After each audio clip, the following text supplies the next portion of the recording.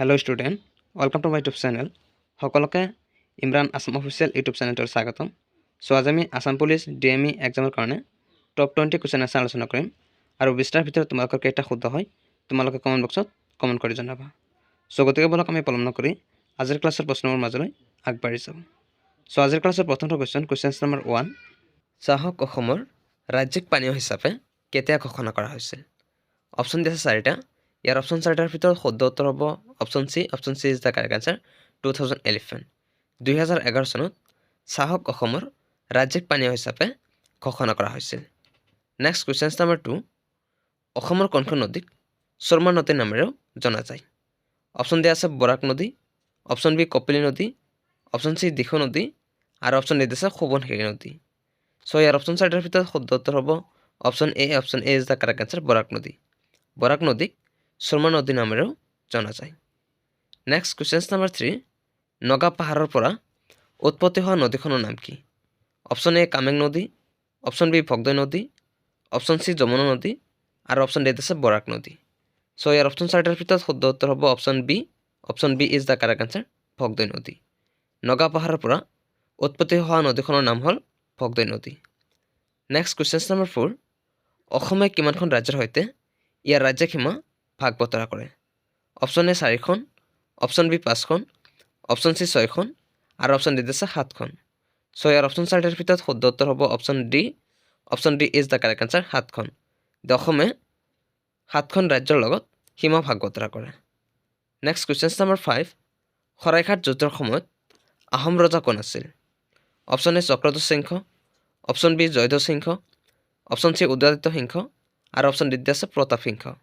চ' ইয়াৰ অপশ্যন 4টাৰ ভিতৰত শুদ্ধ উত্তৰ হ'ব option C. Option C is the correct answer. Udayaditya Singh.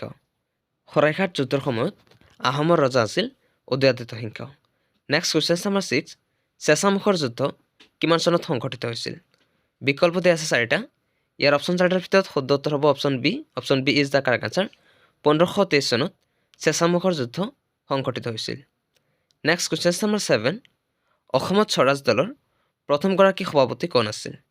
Option A Tarunram Phukan, option B Gopinath Bordoloi, option C Lakshminath Bezbaroa আৰু অপশ্যন ডি আছে অম্বিকাগিৰি ৰায়চৌধুৰী। চ' ইয়াৰ অপশ্যন 4টাৰ ভিতৰত শুদ্ধ উত্তৰ হ'ব option A. Option A is the correct answer. Tarunram Phukan.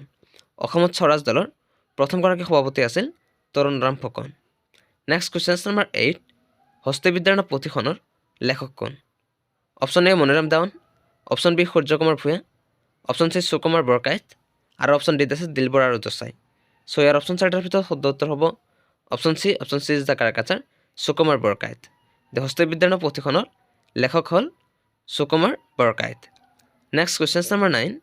আহোমৰ শেষ ৰজাজনৰ নাম কি আছিল? অপশ্যন দি আছে 4টা। ইয়াৰ অপশ্যন 4টাৰ ভিতৰত শুদ্ধ উত্তৰ হ'ব option B. Option B is the correct answer. Purandar Singha. Purandar Singha আহোমৰ শেষ ৰজা আছিল। Next question number 10। অসমৰ একমাত্ৰ ৰামচাৰ ক্ষেত্ৰ দীপৰ বিলক কেতিয়া পক্ষী অভয়াৰণ্য হিচাপে ঘোষণা কৰা হৈছিল? অপশ্যন দি আছে 4টা। ইয়াৰ অপশ্যন 4টাৰ ভিতৰত শুদ্ধ উত্তৰ হ'ব option D. Option D is the correct answer.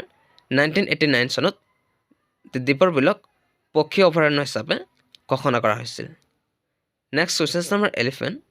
ভাৰতৰ মুঠ জনসংখ্যাৰ কিমান শতাংশ লোক অসমত বাস কৰে? অপশ্যন দি আছে 4টা। ইয়াৰ অপশ্যন 4টাৰ ভিতৰত শুদ্ধ উত্তৰ হ'ব option A. Option A is the correct answer. 2.6 শতাংশ। 2.6 শতাংশ লোক অসমত বসবাস কৰে। Next question number 12। ধলাশদিয়া দলং কোনখন নদীৰ ওপৰত অৱস্থিত? অপশ্যন এ যমুনা নদী, অপশ্যন বি লোহিত নদী, অপশ্যন চি সোৱণশিৰি নদী আৰু অপশ্যন ডি আছে ধনশিৰি নদী। চ' ইয়াৰ অপশ্যন 4টাৰ ভিতৰত শুদ্ধ উত্তৰ হ'ব option B. Option B is the correct answer. Lohit নদী। ধলাশদিয়া দলং লোহিত নদীৰ ওপৰত অৱস্থিত। Next question number 13। গিবন অভয়াৰণ্য অসমৰ কোনখন জিলাত অৱস্থিত? Option A Kokrajhar, option B Nagaon, option C Jorhat আৰু অপশ্যন ডি আছে ধুবুৰী। চ' ইয়াৰ অপশ্যন 4টাৰ ভিতৰত শুদ্ধ উত্তৰ হ'ব option C. Option C is the correct answer. Jorhat. Gibbon অভয়াৰণ্য অসমৰ যোৰহাট জিলাত অৱস্থিত। Next question number 14। অসমীয়া গদ্য সাহিত্যৰ জনক বুলি কাক কোৱা হয়? Option A Srimanta Sankardev, option B Shri মাধৱদেৱ, অপশ্যন চি ৰাম সৰস্বতী আৰু অপশ্যন ডি আছে ভট্টদেৱ। চ' ইয়াৰ অপশ্যন 4টাৰ ভিতৰত শুদ্ধ উত্তৰ হ'ব option D. Option D is the correct answer. Bhattadev. ভট্টদেৱক অসমীয়া গদ্য সাহিত্যৰ জনক বুলি কোৱা হয়। নেক্সট কুৱেশ্যন নম্বৰ 16, অসমীয়া ভাষা সাহিত্যৰ জনক শংকৰদেৱৰ প্ৰথম সাহিত্য কৃতিটো কি? অপশ্যন দিছে 4টা। ইয়াৰ অপশ্যন 4টাৰ ভিতৰত শুদ্ধ উত্তৰ হ'ব option C. Option C is the correct answer, Harishchandra উপাখ্যান। হৰিশ্চন্দ্ৰ উপাখ্যান শংকৰদেৱৰ প্ৰথম সাহিত্য কৃতি। নেক্সট কুৱেশ্যন নম্বৰ 17, প্ৰথম অসমীয়া ছপা পুথিখনৰ নাম কি? Option A Kirtan Ghosha, option B Dharmapustak, option C Mahabharat আৰু অপশ্যন ডি আছে ৰামায়ণ। চ' ইয়াৰ অপশ্যন 4টাৰ ভিতৰত শুদ্ধ উত্তৰ হ'ব option B. Option B is the correct answer, Dharmapustak. প্ৰথম অসমীয়া ছপা পুথিখনৰ নাম হ'ল ধৰ্মপুস্তক। নেক্সট কুৱেশ্যন নম্বৰ 18, কোনগৰাকী অসমীয়া সাহিত্যিকক অসমীয়া সাহিত্যৰ বেকন বুলি কোৱা হয়? Option A Satyanath Bora, option B Raghunath Chowdhury, option C Shankardev আৰু অপশ্যন ডি আছে হেম সৰস্বতী। চ' ইয়াৰ অপশ্যন 4টাৰ ভিতৰত শুদ্ধ উত্তৰ হ'ব option A. Option A is the correct answer, Satyanath Bora. এতিয়ালৈকে যদি কোনোবাই ক্লাছটো লাইক কৰা নাই, প্লিজ লাইক কৰা। আৰু যদি কোনোবাই চেনেলটো নতুন চাই আছা, তেনেহ'লে চেনেলটো প্লিজ ছাবস্ক্ৰাইব কৰিবা আৰু পাৰিলে তোমালোকৰ বন্ধুবান্ধৱৰ সৈতে ক্লাছসমূহ শ্বেয়াৰ কৰাৰ কাৰণে চেষ্টা কৰিবা। চ' পৰৱৰ্তী প্ৰশ্নলৈ আগবাঢ়ি যাম। কুৱেশ্যন নম্বৰ 19, তলৰ কোনখন জিলা ভূটানৰ সৈতে সীমা ভাগ বতৰা নকৰে? Option A Baksa, option B Chirang, option C Barpeta আৰু অপশ্যন ডি আছে ওদালগুৰি।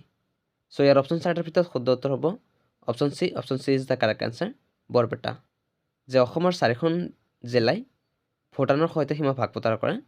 বাক্সা, চিৰাং, ওদালগুৰি আৰু কামৰূপ, এই 4খন ডিষ্ট্ৰিক্টে ভূটানৰ সৈতে সীমা ভাগ বতৰা কৰে। আজিৰ ক্লাছৰ অন্তিমটো কুৱেশ্যন নম্বৰ 20, অৰুণাচল প্ৰদেশৰ ৰাজধানীৰ নাম কি? অপশ্যন দিছে 4টা। ইয়াৰ অপশ্যন 4টাৰ ভিতৰত শুদ্ধ উত্তৰ কোনটো হ'ব তোমালোকে কমেণ্ট বক্সত কমেণ্ট কৰি জনাবা।